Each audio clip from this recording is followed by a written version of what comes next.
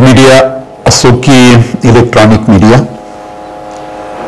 मीडियाचे सर्वच प्रतिनिधी बंधू,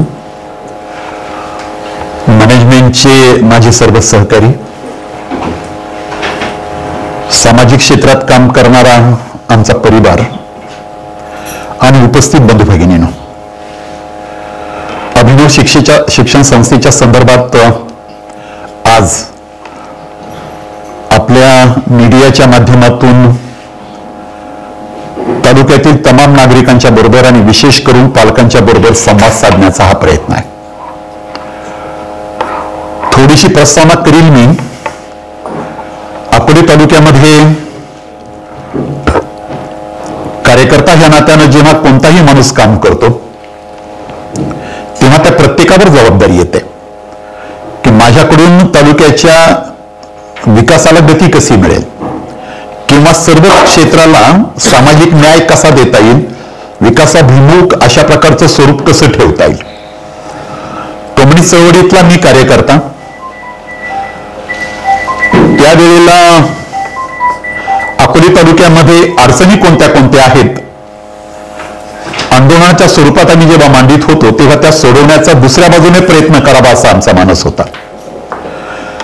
दुर्गम तालुका, डोंगराळ तालुका, आदिवासी भाग आहे, नदी नाल्यांनी वेढलेला आहे. अकोल्यात यायचं तर कोणत्याही मार्गाने या घाटातूनच यावं लागतं अशी आपली स्थिती आहे. या तालुक्यातला नागरिक शैक्षणिक दृष्ट्या हा समृद्ध कसा होईल, शैक्षणिक सुविधा कशा निर्माण होतील, सगळ्या प्रकारचं शिक्षण तालुक्यात कसं उपलब्ध होईल आणि ते घडलं तरच तालुका विकासाच्या दृष्टीनं अधिक उन्नत होईल किंवा स्वावलंबन आणि स्वाभिमान वाढेल असा मानस त्यावेळेस या तालुक्यातला प्रत्येक समाज धुरण्याचा होता. सर्वांचा नामोल्लेख करता येईल. या सर्वांनीच मग पहिल्यांदा तालुक्यामध्ये तालुका एज्युकेशन सोसायटीची स्थापना केली. तत्पूर्वी रावी पाटणकरांनी आदिवासी भागामध्ये, दुर्गम भागामध्ये शैक्षणिक क्षेत्रात मोठं काम केलेलं आहे. आजही ते काम आपण सर्वजण पाहतोय. मी सदैव भाऊसाहेब थोरात यांच्या बरोबर त्यांच्या सहवासात जेव्हा आलो तेव्हा त्यांनी मला असं विचारलं होतं की क्रांतीची, परिवर्तनाची तू भाषणं करतोयस, पण परिवर्तन जर घडवायचं असेल तर कृती कार्यक्रम काय तुझा? आणि तो कृती कार्यक्रम त्यावेळेला त्यांनी मला सुचवला की अकोले तालुक्यामध्ये शैक्षणिक संस्था उभी करणं आवश्यक आहे आणि त्यानंतर अमृतवाहिनी इंजिनिअरिंग कॉलेजचा जो अनुभव आहे की आपले ग्रामीण भागातले जेवढे मुलं मुली आहेत त्या मीडियमच्या संदर्भामध्ये फार प्रॉब्लेम आहे. इंग्रजी माध्यम आपलं तितकं समृद्ध नाही आणि मग इंजिनिअरिंग किंवा त्याच्यानंतरचं जेवढं एज्युकेशन आहे तिथे आपण अडचणीत जातो. तर तुम्ही तालुक्यामध्ये इंग्रजी माध्यमाची स्कूल सुरू करावी अशी त्यांची सूचना होती. प्राचार्य खांडगे सर ते पण आग्रही होते आणि त्यातून 1952 ला अभिनव शिक्षण संस्थेची स्थापना झाली. 14 विद्यार्थ्यांना घेऊन जून 1992 ला अभिनव शिक्षण संस्था सुरू झाली. वाट खडतर होती हे माहीत होतं. आपल्या भागातील पालकांची फी देण्याची क्षमता आपण विचारात घेतलेली होती. बाहेरून शिक्षक येणं फार अवघड गोष्ट आहे याची पण जाणीव होती. या क्षेत्रातल्या कितीतरी मान्यवरांनी तशा प्रकारे आपल्याला सूचना केल्या होत्या आणि आम्ही मदत करू असं आपल्याला अभिवचन पण दिलेलं होतं. त्या अनुषंगानं येईल त्या परिस्थितीवर मात करावी, पण आपण माध्यमिक शाळा काढण्याच्या ऐवजी आपण थोडं इतरांपेक्षा वेगळं करू, आपण इंग्रजी माध्यमाचं प्रायमरी आणि सेकंडरी स्कूल सुरू करू हा निर्णय 92 ला झाला आणि ही संस्था स्थापन झाली. अल्फोन्सा मॅडम प्राचार्य होत्या, त्यांना नंतर देशमुख मॅडम सहकारी आल्या, मध्ये घुले मॅडम होत्या. नंतर जसा स्टाफ वाढत गेला तसा तसा तो स्टाफ प्रशिक्षित करण्यापासून आपण काम करीत गेलो आणि हा सगळाच जो काही शैक्षणिक अशा प्रकारचा प्रवास आहे तो सुरू झाला. दुर्दैवानं सगळ्यात एक वाईट घटना घडली की 1997 ला मी अपघातात सापडलो आणि सलग 3 वर्ष मला काही पण करता आलं नाही. अंथरुणावर असताना आपण जगतो की मरतो ह्या विवंचनेचाच तो काळ होता. त्यामुळे कुठे पण पाहता आलं नाही. या 3 वर्षामध्ये अभिनव शिक्षण संस्थेचं सुद्धा बऱ्याच अंशी जसं डॅमेज व्हावं तशा प्रकारचे डॅमेज व्हावं असं ती स्थिती होती. मी आल्याच्या नंतर खांदे सरांनी त्यात पुढाकार घेतला आणि आम्ही सर्वांनी स्वतःच्या नावानं कर्ज घेतलं. त्यातून 4 एकर जमीन आपण त्यावेळेला इथं खरेदी केली. त्यानंतर परत नव्यानं इमारतीसाठी कर्ज घ्यायचं होतं आणि ते घेतलं सुद्धा. त्यावेळेला माझा परिचित नसलेले, मला माहीत नसलेले पण खांडगे सरांचे मित्र असलेले सुरेश कोटे हे खांडगे सरांना भेटले आणि 10 लाखाची मी देणगी देतो असं सांगून त्यांनी ती देणगी प्रदान केली. त्या बदल्यात आई वडिलांचं नाव द्यावं लागलं. हे सगळं पुढे घडत गेलं आणि मग इमारती झाल्या. फार मोठं योगदान हे कुणाचं असेल तर मी फार प्रामाणिकपणे सांगतो की इथं काम करणारे जेवढा शिक्षक वर्ग आहे, अगदी 4th श्रेणी कर्मचारी सुद्धा 6-6 महिने पगार होत नव्हते तरी पण हे डळमळीत होत नव्हतं. यांचं काम फार मोठं आहे यांचं. आणि त्यांचं जे काही नेतृत्व करणारा वर्ग होता तो अल्फोन्सा मॅडम आणि देशमुख मॅडम आणि अकाउंट किंवा ऑफिशियल काम दिलीप मंडलिक सांभाळीत होते. या तिघांचं खरंच फार मोठं काम त्यांनी उभं केलेलं होतं. नंतर मी जेव्हा परत स्वतःच काम पाहायला लागलो अपघातातून उठल्यानंतर, तेव्हा मला स्वतःला ऑफिस नव्हतं. नालंदा इमारतीच्या त्या सावलीत मी खुर्ची टाकायचो आणि आमचं कार्यालय सुरू व्हायचं. जिद्द प्रचंड होती, मेहनत होती, टीमवर्क होतं, सर्वांचं टीमवर्क होतं. थोडं पाणी आणि त्यातून आपण स्टाफ प्रशिक्षित करू शकलो, गुणवत्ता आपण प्राप्त करीत गेलो आणि त्या गुणवत्तेच्या आधारावर आपण पालकांचा विश्वास संपादन केला आणि पब्लिक स्कूल फार उत्तम रीतीने आपण चालवला. या पब्लिक स्कूलची गुणवत्ता किती मोठी आहे ती सांगण्याची आवश्यकता नाही, आपल्या सर्वांना माहिती आहे. नंतर आपण सीबीएसई स्कूल सुरू केलं. सीबीएसई स्कूलची पण गरज होती. सेंट्रल अभ्यासक्रम फार महत्वाचा होता. या अभ्यासक्रमाच्या शिवाय पुढचं एज्युकेशन अलीकडच्या काळात फार अवघड होतं. आज जर राष्ट्रीय पातळीवर काम करायचं असेल, आंतरराष्ट्रीय पातळीवर काम करायचं असेल तर सेंट्रल अभ्यासक्रम पण तितकाच महत्वाचा होता, आवश्यक होता. तो पण आपण सुरू केला. आपल्याकडच्या ज्या मुली आहेत ग्रामीण भागातल्या, यांना डीएड आवश्यक होतं आणि त्याकरता आपण जर त्यांना डीएडची संधी दिली तर कितीतरी मुली शिक्षिका होतील. ह्या उद्देशाने आपण डीएड पण सुरू केलं आणि पुढे बीएड पण सुरू केला. एवढं सगळं करीत असताना तो जो काही ध्यास पर्वाचा काळ आहे, आव्हानात्मक काळ होता पण ते ध्यास पर्व होता. झपाटल्यासारखे आम्ही सगळेच लोक काम करीत होतो. मी काय आत्मस्तुतीचा भाग नाही, ही वस्तुस्थिती तुमच्या समोर मांडतोय. तालुक्यातल्या तमाम पालकवर्ग आणि नागरिकांनी सुद्धा त्यात विशेष मदत केलेली आहे. हे मला फार आवर्जून सांगायचं आहे. त्यांची विशेष मदत होती.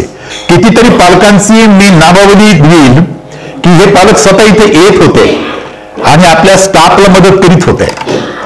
कितीतरी वेळा असे काही वेगवेगळ्या ऍक्टिव्हिटी करायच्या ते पालक येऊन करत होते. अशी परिस्थिती त्यावेळीची सगळी होती.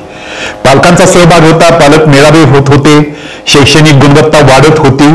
पुढे जाऊन आपण MBA सुरू केलं आणि हा सगळाच जो काही शैक्षणिक प्रकल्प आहे एका अर्थानं कोणत्या तरी एका स्टेप पर्यंत त्याला पूर्णत्व आलं. शैक्षणिक क्षेत्रात पूर्णत्व कधीच येत नाही पण एका विशेष टप्प्यापर्यंत ते आलं.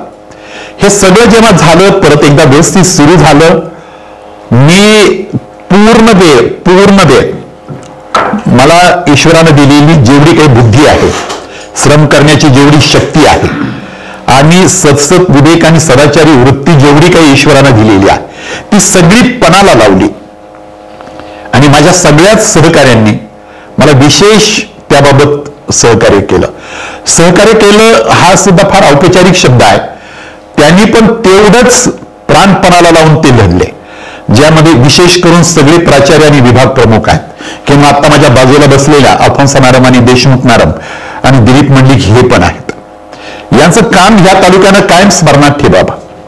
मी त्यांच्याबद्दल लेख लिहिलाय त्यात मी असं म्हटलंय की रावी पाटणकरांच्या नंतर यांचं नाव या तालुक्यानं कायम घ्यावं असं काम शैक्षणिक क्षेत्रात या माणसाने उभं केलेलं आहे.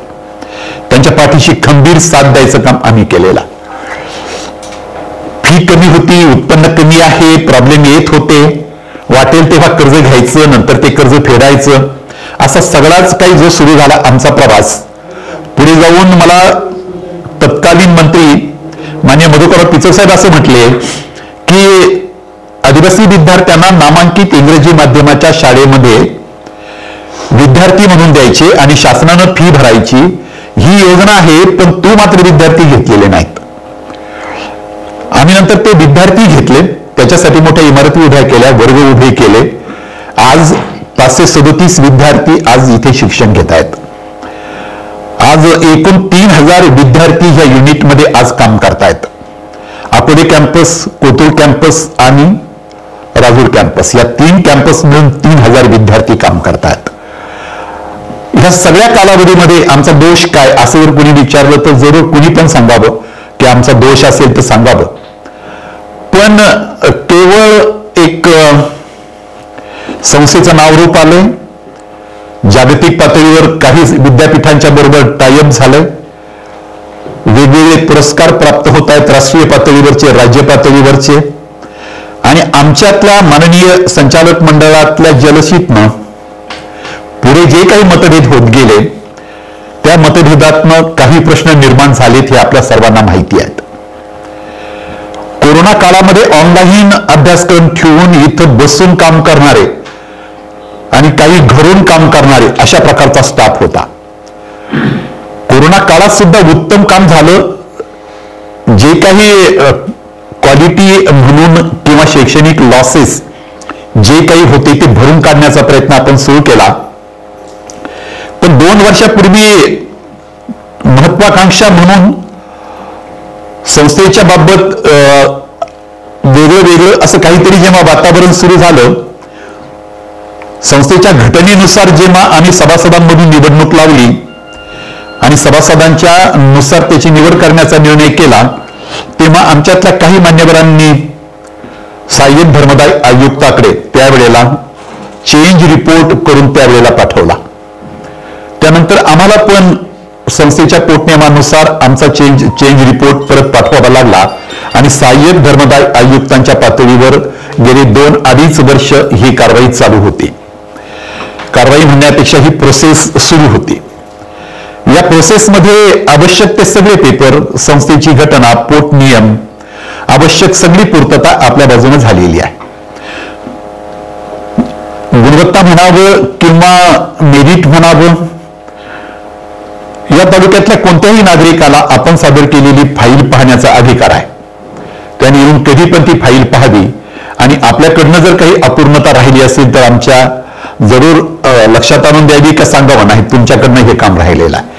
असं काही पण आम्ही घडू दिलं नाही. पण तरीही सुद्धा काल सहाय्यक धर्मदाय आयुक्तांच्या पातळीवर चेंज रिपोर्ट जो होता, आम्ही सादर केलेला चेंज रिपोर्ट 9 सदस्यांचा होता आणि आमचे विरोधक जे आहेत त्यांनी सादर केलेला चेंज रिपोर्ट 5 सदस्य होता. पण त्यांचा चेंज रिपोर्ट मंजूर झाला आणि आपला चेंज रिपोर्ट नाकारण्यात आला. ही कालची घटना आहे. या अनुषंगानं आज आपण या ठिकाणी प्रेसमध्ये एकमेकांच्या बरोबर बोलतोय आणि तमाम नागरिकांना ही माहिती देऊ इच्छितोय आपल्या सर्वांच्या मीडियाच्या माध्यमातून. कायदेशीर मार्गानं जेव्हा आपण जाण्याचा प्रयत्न करतो, न्याय व्यवस्थेवर विश्वास ठेवतोय आपण, त्यांनी जो काही चेंज रिपोर्ट संबंधितांचा मंजूर केलाय त्यावेळेला आपण एक अर्ज पण त्यावेळेला दिला की आम्हाला अपील करण्यासाठीचा जो अपिलीय पिरियड आहे, अपिलीय कालावधी आहे, त्या कालावधीपर्यंत चॅरिटीचे जे नियम आहेत त्या नियमाच्या अनुषंगानं परिशिष्ट अ मध्ये नव्या चेंज रिपोर्ट धारकांचं नाव येऊ नये. आम्ही अपिलात जाणार आहोत आणि अपिलात काय होईल त्यानंतर पुढचा निर्णय घ्यावा. त्याच्यावर एक सकारात्मक अशा प्रकारची टिप्पणी माननीय सहाय्यक धर्मदाय आयुक्तांनी केलेली आहे की जो कालावधी आहे अपिलात जाण्यासाठीचा त्या दरम्यान आपलं म्हणणं त्यांनी मान्य केलेलं आहे. मला ही अपेक्षा आहे की आमचे जे काही ज्यांचा मंजूर झालेला चेंज रिपोर्ट आहे त्यांनी पण आता काही गोष्टी लक्षात घ्याव्यात की अपिलीय कालावधीमध्ये इथं कोणत्याही प्रकारचा संघर्ष करू नये. उद्या आमचं अपील फेटाळलं गेलं तर जरूर तेच चेंज रिपोर्ट या नात्यानं इथे येऊ शकतात आणि कामकाज पाहू शकतात, याच्याबद्दल आपल्या मनात काही दुमत नाही. पण वरच्या कोर्टात जाऊन न्याय मागण्याचा आमचा जो हक्क आहे त्याला मात्र बाधा त्यांनी आणू नये, हा एक भाग आहे. विनाकारण शैक्षणिक क्षेत्रात कोणताही संघर्ष होऊ नये हे पण अपेक्षित आहे.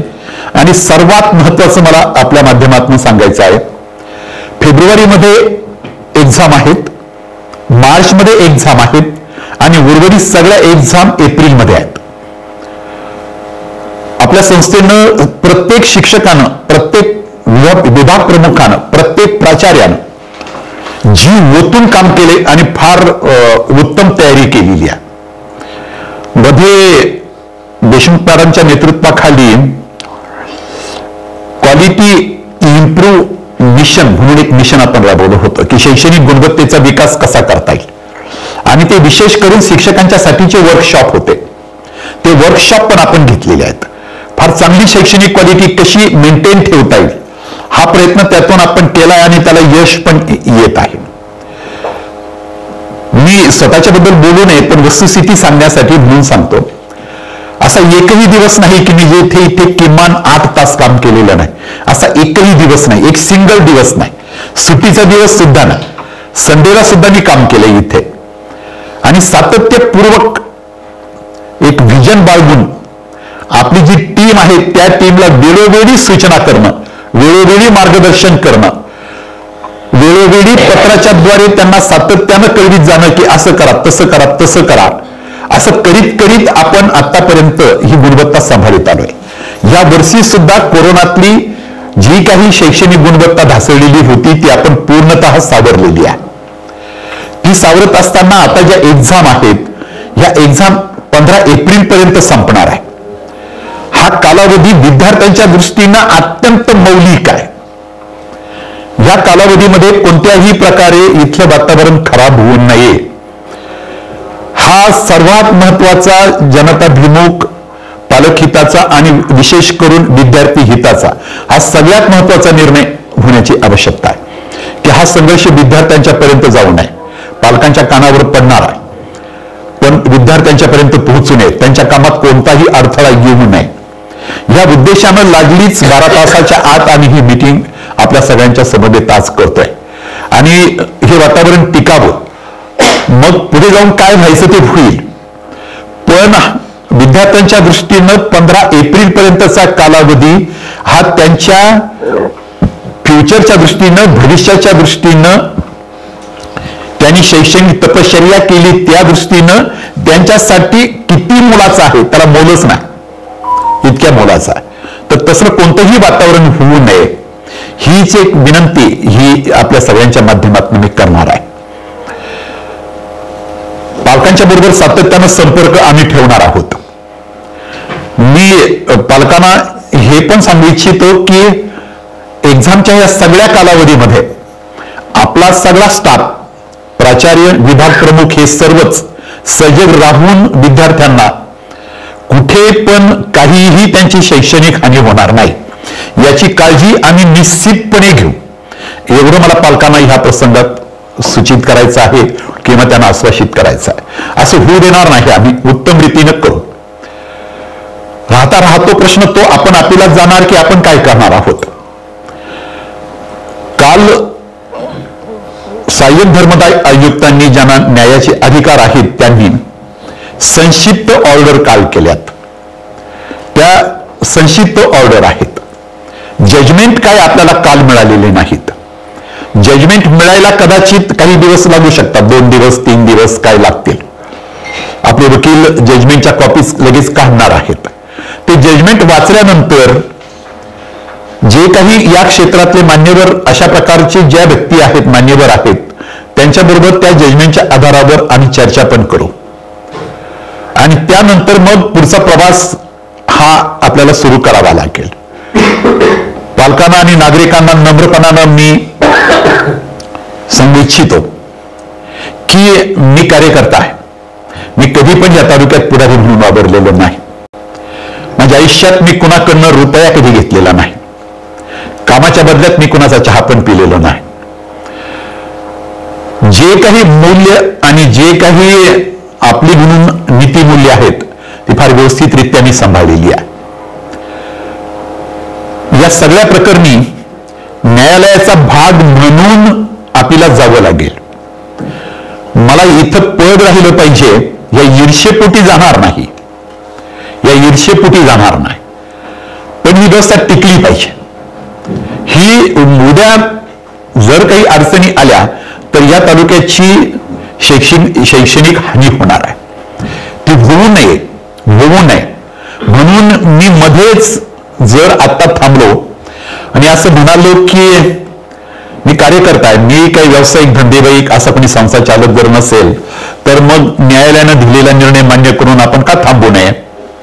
पण असं करायला गेलो तर मी माझ्या मूल्यांच्या बाजूनं त्याचा अहंकार ठरेल माझा, आणि एका व्यवस्थेचा रामराम घेऊन मी कितीतरी विद्यार्थ्यांचं भविष्य मीच खुडील असं व्हायला नको. म्हणून आपल्याला जाणं विद्यार्थ्यांच्या आणि पालकांच्या आणि शैक्षणिक संस्थेच्या दृष्टीने हिताचा आहे. त्यामुळे तो निर्णय आम्ही करणार आहोत. जजमेंट आलं आम्ही त्या दृष्टीनं आपल्याला जाणार आहोत. जो पिरियड, जो कालावधी आपल्याला जाण्यासाठी आम्हाला दिलाय शक्य तितक्या लवकर आम्ही आपल्याला जाणार आहोत. आम्ही आपल्याला जाऊन तिथून जो निर्णय मिळेल त्या निर्णयाच्या अनुषंगाने मग पुढचं पाऊल पुढे टाकता येईल.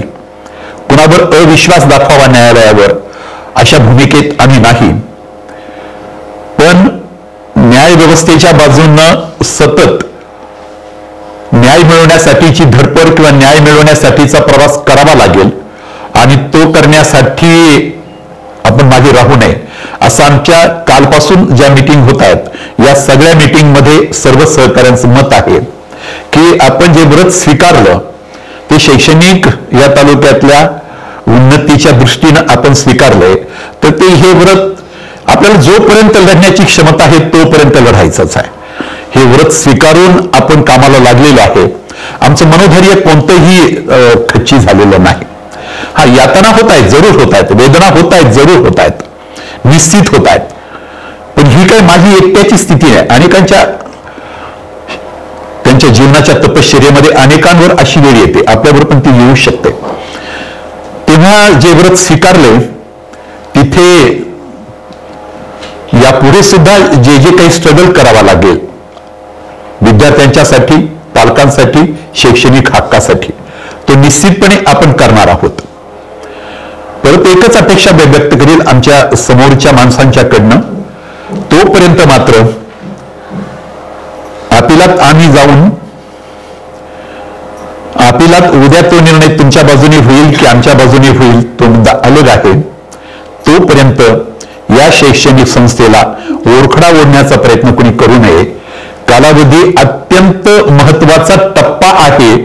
फेब्रुवारीमध्येच एक्झाम सुरू होत आहेत, जादा क्लासेस सुरू आहेत, वातावरण उत्तम आहे, सगळं सांभाळण्याचा प्रयत्न चांगला केलेला आहे. तेव्हा यापुढे सुद्धा कायदेशीर बाजूनं कायदेशीर लढाई सुरू राहील. पण शालेय कामकाजामध्ये सुद्धा मी पालकांना हमीपूर्वक किंवा ग्वाही देतो, आमचं दुर्लक्ष होणार नाही. आम्ही पूर्णपणे लक्ष देऊ. माझे सगळे सहकारी ह्या कामामध्ये फार अग्रेसर आहेत. हे यांनी तर खरं तर जीवन अर्पित केलेलं आहे. माझ्या इथं बसलेल्या मी माझ्या दोनही भगिनींचं खरंच सांगेल की यांनी जीवन अर्पित केलंय. केरळातनं यायचं, इथं काम करायचं. देशमुख मॅडमला रयत शिक्षण संस्थेची ऑर्डर होती, पगार मिळत होता, त्याच्या 6 पट अधिक वेतन मिळालं असतं, पण अभिनव नाही सोडायचं म्हणून त्या थांबल्या. हा त्याग आहे, या तालुक्यासाठीचं योगदान आहे. त्या योगदानानं त्या पण काम करतील, आम्ही पण काम करू.